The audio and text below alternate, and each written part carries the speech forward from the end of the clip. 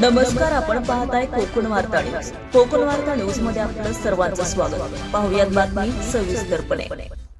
आंबेत शासकीय विश्रामगृह ते आंबेत प्राथमिक आरोग्य केंद्राच्या इमारतीपर्यंत नव्याने डांबरीकरण करण्याचं भूमिपूजन स्वर्गीय अंतुले यांच्या निवासस्थानासमोर राज्याचे मंत्री आदितीताई तटकरे यांच्या हस्ते करण्यात आलं.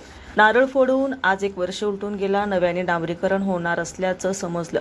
7 लाख रुपये निधी असलेल्या रस्त्यासाठी ग्रामस्थांनी सतत 1 वर्ष पाठपुरावा केला.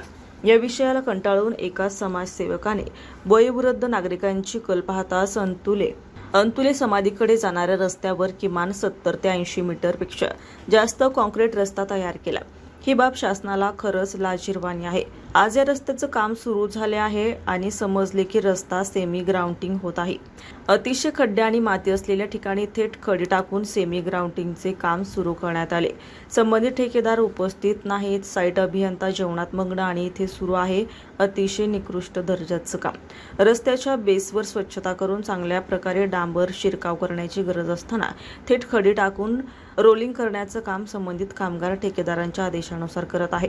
या नगर परिसरात अवजड वाहनाची रेलचेल रात्रदिवस सुरू असते. मग अशा प्रकारे होत असलेला सेमी ग्राउंडिंग रस्ता टिकणार का, असा सवाल उपस्थित होतोय.